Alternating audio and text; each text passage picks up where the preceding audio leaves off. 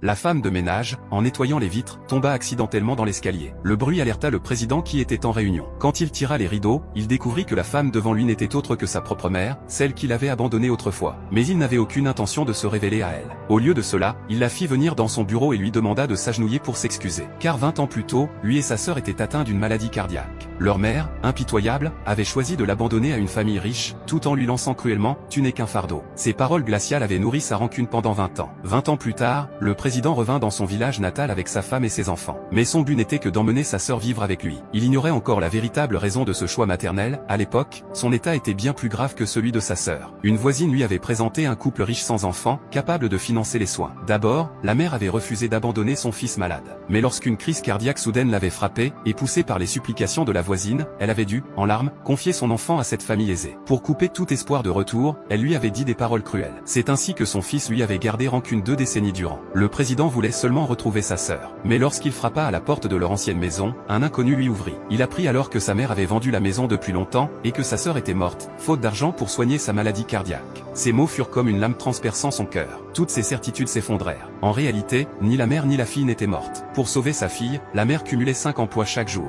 Mais l'état de la jeune fille s'aggrava brutalement, il fallait trouver 200 000 € pour l'opération, sinon elle risquait de mourir à tout moment. Épuisée, la mère s'effondra au sol. Pour réunir l'argent au plus vite, elle accepta même des travaux réservés d'ordinaire aux hommes. Mais, trop faible, elle chuta encore une fois, sans imaginer que son employeur était justement ce fils qu'elle n'avait jamais cessé de pleurer. La mère, cependant, ne reconnut pas son enfant. Le président, lui, trouva cette femme étrangement semblable à sa mère. Le directeur voulut aussitôt la renvoyer, jugeant son âge inapproprié pour ce travail. À genoux, elle le supplia, expliquant la maladie de sa fille. Le président, en la voyant ainsi, revécut la scène de son abandon. Sa femme, émue par le courage de cette femme, lui donna 1000 € comme salaire de la journée. Mais le directeur la mit tout de même à la porte. Le président dit alors, si ma mère avait été comme cette femme, ma sœur et moi n'aurions jamais été séparés. Il ignorait que, depuis le jour de la séparation, sa mère pleurait chaque soir en pensant à lui. Son plus grand vœu restait de retrouver son fils. Faute d'argent, elle vivait dans les couloirs gratuits de l'hôpital, mangeant des repas instantanés. Par hasard, le président vint à l'hôpital avec